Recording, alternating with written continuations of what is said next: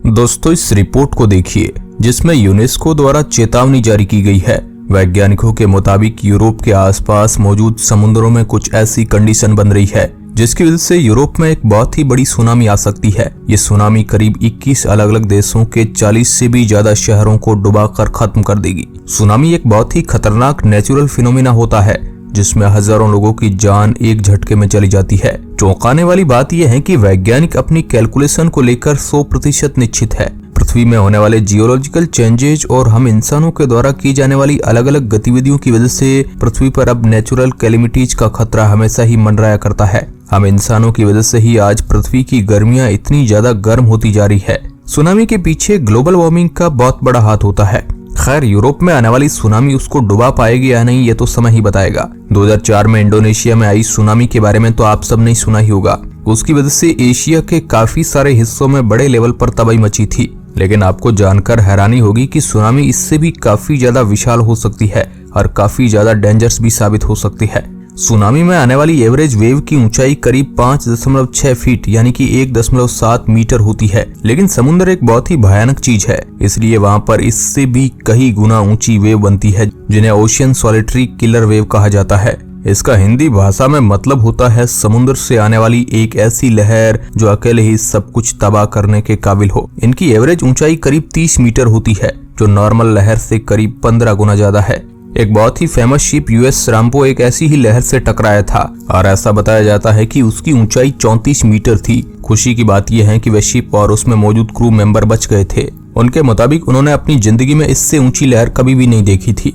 अब अगर आप इस लहर के बारे में सुनकर डर चुके हैं तो मैं आपको बता दूं कि ये भी समुद्र की सबसे खतरनाक लहर नहीं है। इससे भी खतरनाक एक लहर होती है जिसे कहा जाता है ड्रॉपनर किलर विंड वेव। इनकी ऊंचाई करीब 27 मीटर होती है, लेकिन ये पहली वाली वेव से काफी ज्यादा डेंजरस होती है। इनमें काफी ज्यादा पोटेंशियल एनर्जी स्टोर्ड होती है जिसकी वजह से इनका अटैक काफी ज्यादा खतरनाक होता है।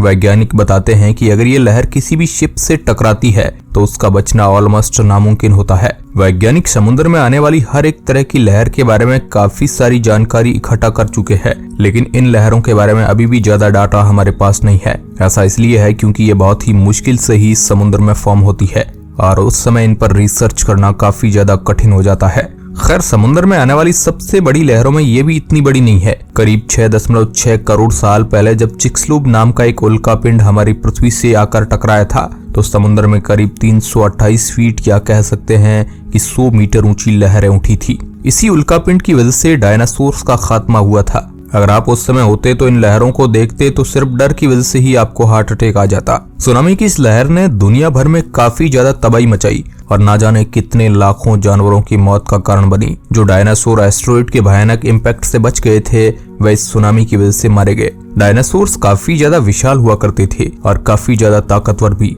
और अगर ऐसी ही कोई सुनामी हम इंसानों के समय में होती है तो हमारा बचना ऑलमोस्ट नामुमकिन होता है। हमारे समुद्रों में मात्र 5 से 10 मीटर ऊंची सुनामी आने पर ही हम इंसानों की हालत खराब होने लगती है।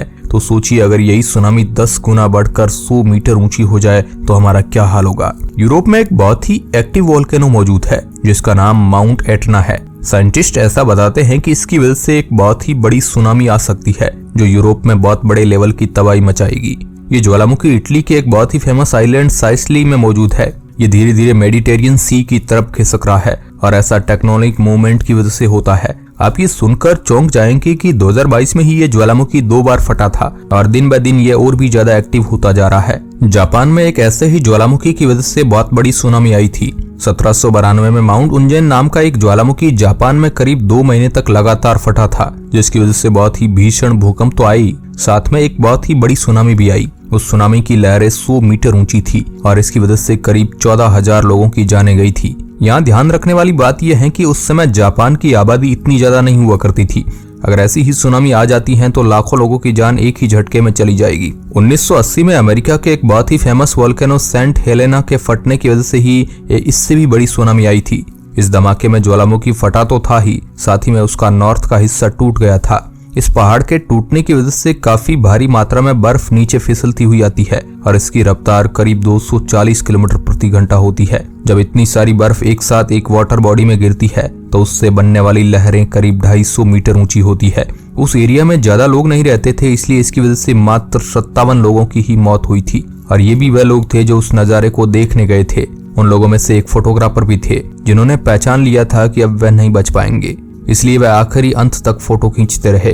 बाद में उन्होंने अपने कैमरे को बैग के अंदर बिल्कुल सेफ करके पैक कर दिया। उसके बाद उन्होंने इस बैग को कार के अंदर इस तरह से रख दिया कि वह वोल्केनो और सुनामी के भयानक इम्पैक्ट से खराब ना हो। अंत में करीब 17 दिनों की खोज के बाद वह कैमरा ढूंढ लिया गया और उसमें मौजूद फिल्म को सही सलामत बचा लिया गया। वैज्ञानिक ऐसा बताते हैं कि ऐसी ही कोई लहर अगले 30 सालों में यूरोप में भी आ सकती है। यूरोप के समुद्री एरिया में काफी ज्यादा लोग रहते हैं, इसलिए वहाँ पर तबाही बहुत ही बड़े लेवल की होगी। आमतौर पर जब भी सुनामी आती है तो बीच से पानी पीछे की ओर खिसकने लगता है। ये सुनामी आने का एक बहुत ही क्लियर सिग्नल होता है, लेकिन ये तब होता है जब कोई सुनामी नेचुरली आने वाली हो।